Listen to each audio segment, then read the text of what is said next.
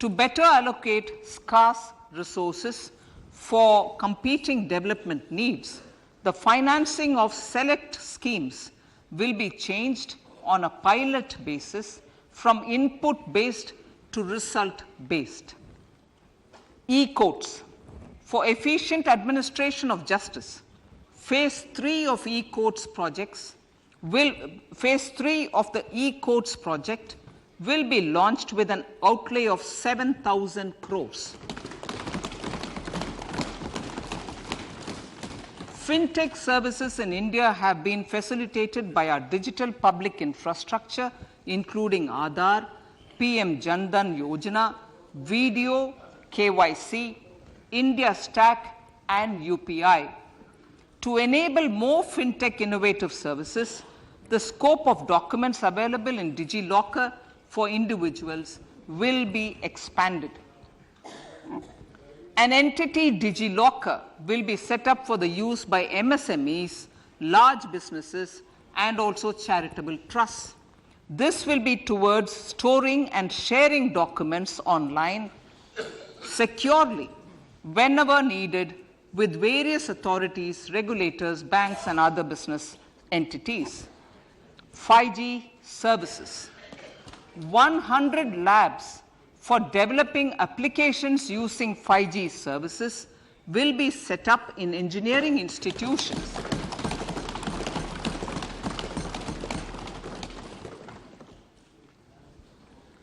To realize a new range of opportunities, business models, and employment potential. The labs will cover, among others, applications such as smart classrooms, precision farming, intelligent transport systems, and healthcare applications. Lab-grown diamonds. Lab-grown diamonds is a technology and innovation-driven emerging sector with high employment potential.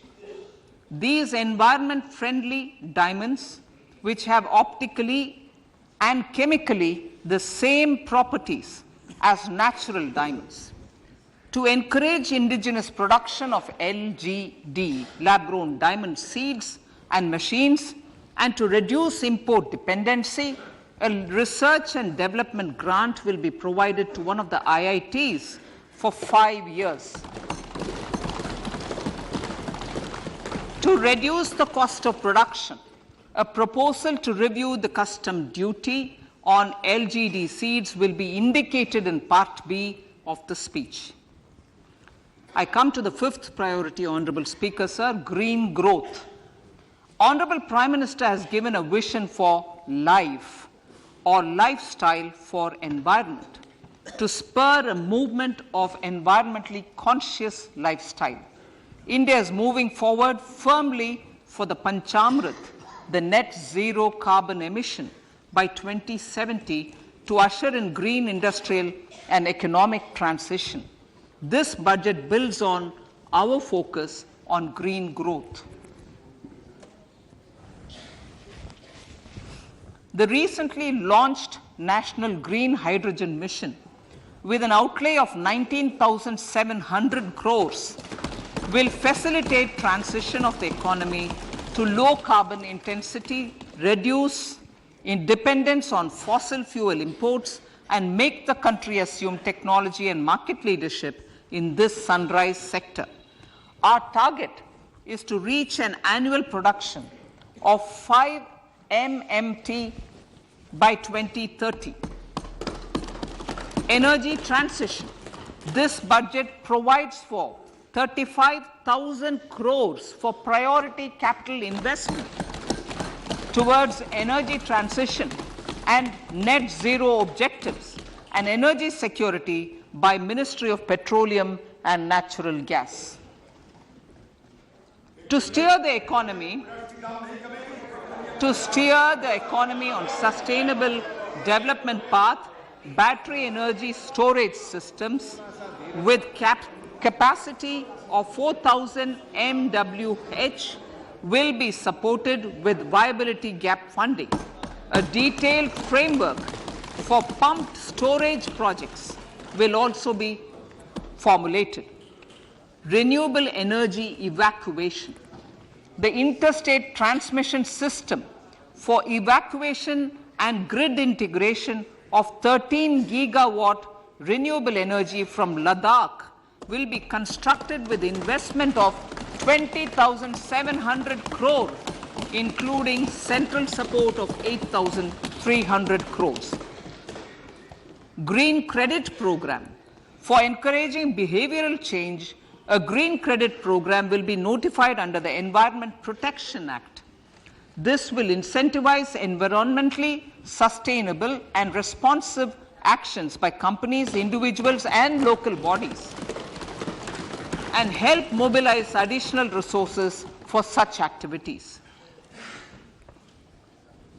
PM Program for Restoration, Awareness, Nourishment, and Amelioration of Mother Earth, PM Pranam, will be launched to incentivize states and union territories to promote alternative fertilizers and balanced use of chemical fertilizers. Go Bardhan Scheme. 500 new waste to wealth plants under Go Bardhan, galvanizing organic bio-agro resources done. Go Bardhan scheme will be established for promoting circular economy. These will include 200 compressed biogas plants, including 75 plants in urban areas, and 300 community or cluster-based plants at a total investment of 10,000 crores. I will refer to this in Part B also. In due course, a 5% CBG mandate will be introduced for all organizations marketing natural and biogas. For collection of biomass and distribution of biomanure, appropriate fiscal support will also be provided. Bharatiya Prakritik Kheti Bio Input Resource Centers. Over the next 3 years, we will facilitate 1 crore farmers to adopt natural farming. For this, Honorable Speaker, 10,000 bio input resource centers will be set up, creating a national level distributed micro fertilizer and pesticide manufacturing network. Mishti.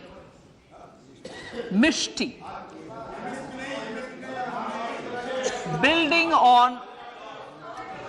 on India's success in afforestation, mangrove initiative for shoreline habitats and tangible incomes, Mishti, will be taken up for mangrove plantation along the coastline and on salt pan lands wherever feasible through convergence between Manrega, Campa, Fund and other sources. Amrit Dharohar. Wetlands are vital ecosystems which sustain biological diversity.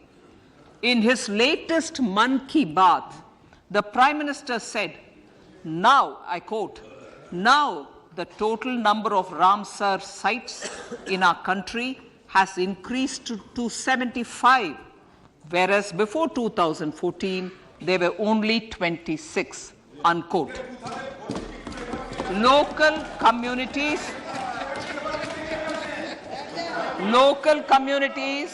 have always been at the forefront of conservation efforts.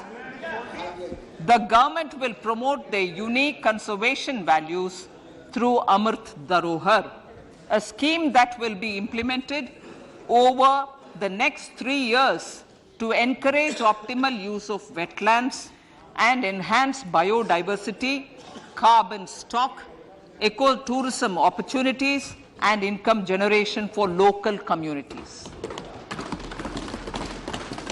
Coastal shipping.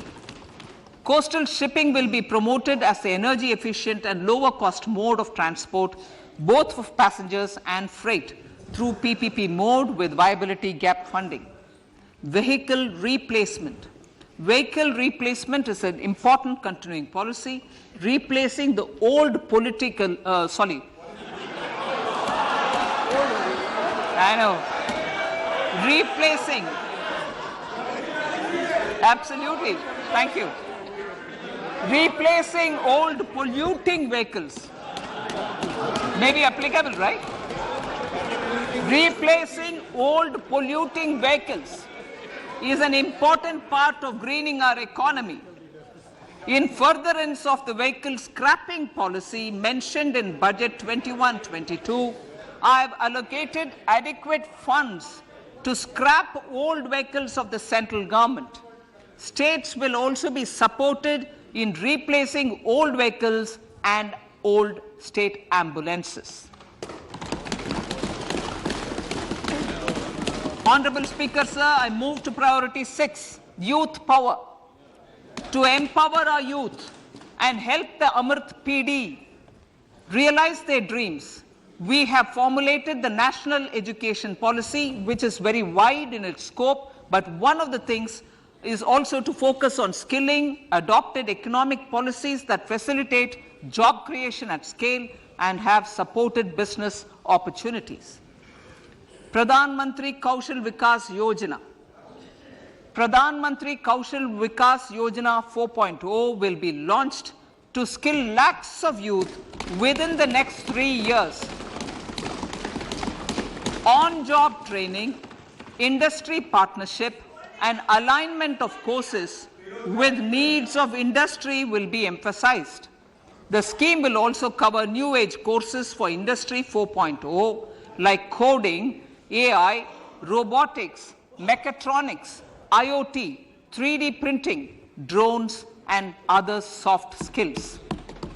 To skill youth for international opportunities, 30 Skill India international centers will be set up across different states.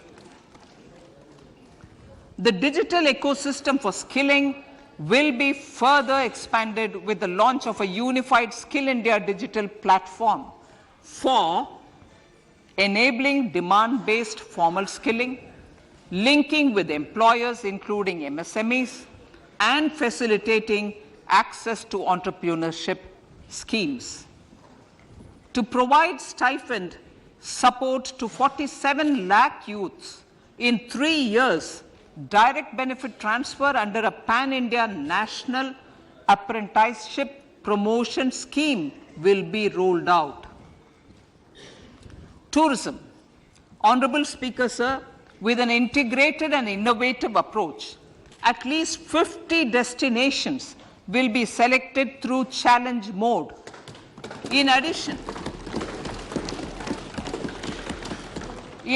to aspects such as physical connectivity, virtual connectivity, tourist guides, high standards for food streets, and tourist security, all the relevant aspects would be made available on an app to enhance tourist experience.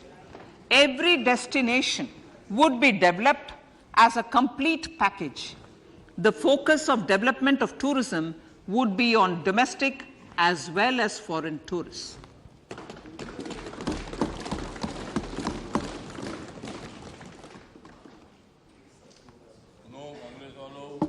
Sector-specific skilling and entrepreneurship development will be dovetailed to achieve the objectives of Dekho Apna Desh initiative. This was launched as an appeal by the Honorable Prime Minister to the middle class to prefer domestic tourism over international tourism. The integrated development of theme-based tourist circuits, the Swadesh Darshan scheme, was also launched.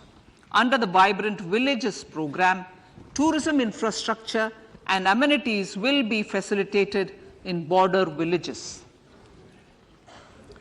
Unity Mall. States will be encouraged to set up a Unity Mall in their state capital or most prominent tourism center or the financial capital for promotion and sale of their one district, one product and GI products and other handicraft products, and for providing space for such products of all other states as well. Sir, priority number 7, financial sector.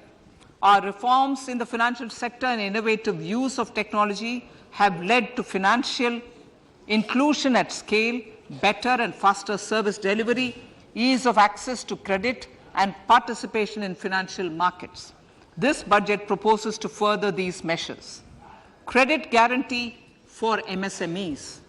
Last year, I proposed revamping of the credit guarantee scheme for the MSMEs. I am happy to announce that the revamped scheme will take effect from 1st April 2023 through infusion of 9,000 crores in the corpus. This will enable additional collateral-free guaranteed credit of 2 lakh crores of rupees. Further, the cost of credit will be reduced by about 1%. A national financial information registry will be set up to serve as the central repository of financial and ancillary information. This will facilitate efficient flow of credit, promote financial inclusion, and foster financial stability. A new legislative framework will govern this credit public infrastructure and will be designed in consultation with the RBI.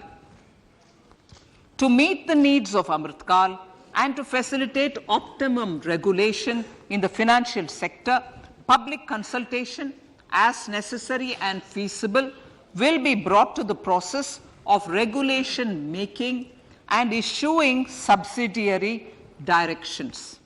To simplify, to ease, and to reduce cost of compliance, financial sector regulators will be requested to carry out a comprehensive review of existing regulations. For this, they will consider suggestions from public and regulated entities.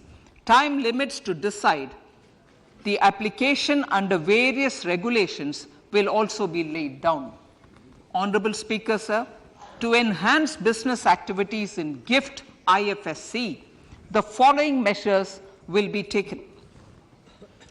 Delegating powers under the SEZ Act to the IFSCA to avoid dual regulation. Setting up a single window IT system for registration and approval of IFSCA, SEZ authorities, GSTN, RBI, SEBI, and IRDAI. Permitting acquisition financing by IFSC banking units of foreign banks. Establishing a subsidiary of Exim Bank for trade refinancing. Amending IFSCA Act for statutory provisions for arbitration, ancillary services, and avoiding dual regulation under the SEZ Act, and recognizing offshore derivative instruments as valid contracts. Honorable Speaker, sir, data embassy. For countries looking for digital continuity solutions, we will facilitate setting up of their data embassies in GIFT IFSC.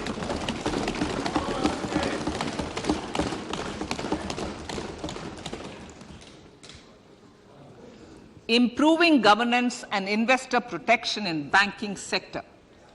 To improve bank governance and enhance investors' protection, certain amendments to the Banking Regulation Act, the Banking Companies Act, and the Reserve Bank of India Act are being proposed. Capacity building in securities market.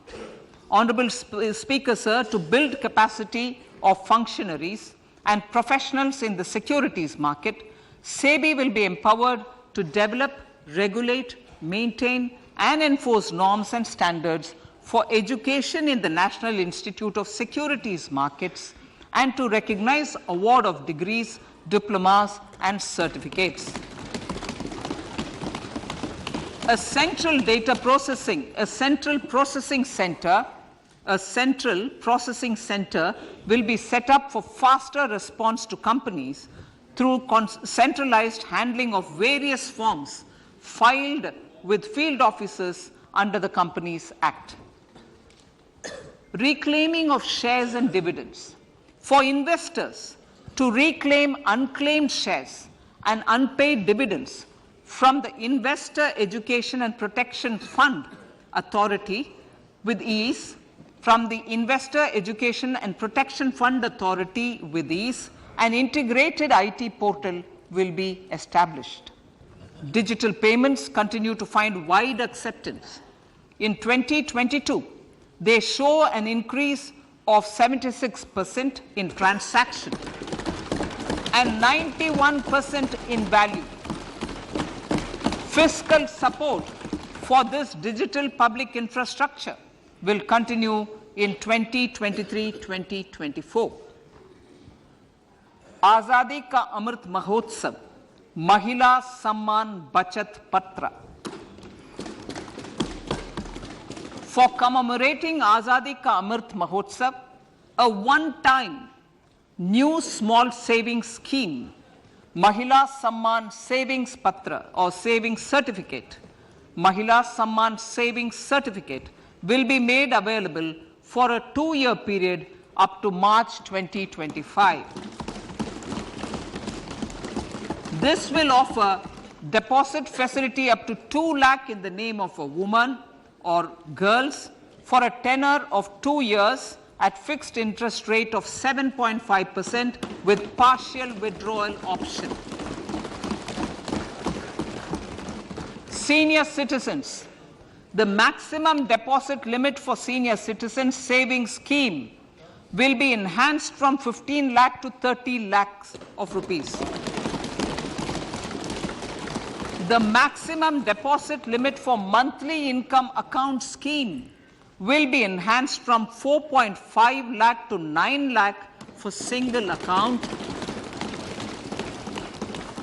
and from 9 lakh to 15 lakh for joint account. Honorable Speaker, sir, fiscal management. 50 years interest-free loan to states.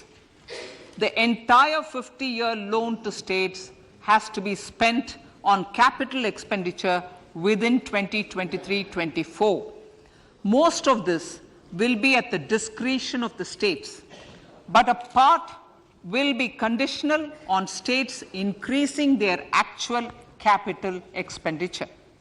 Parts of the outlay will also be linked to or allocated for the following purposes: scrapping old government vehicles, urban planning reforms and actions, financing reforms in urban local bodies to make them credit-worthy for municipal bonds, housing for police personnel above or as part of the police station, constructing unity malls, children and adolescent libraries and digital infrastructure, and state share of capital expenditure of central schemes.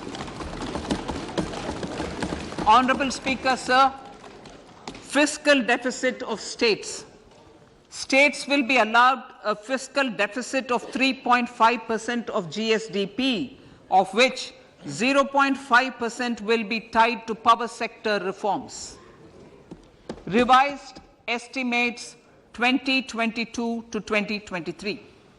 The revised estimate, Honorable Speaker, sir, of the total receipts other than borrowing is 24.3 lakh crores, of which the net tax receipts are 20.9 lakh crores. The revised estimate of the total expenditure is 41.9 lakh crores of rupees, of which the capital expenditure is about 7.3 lakh crores.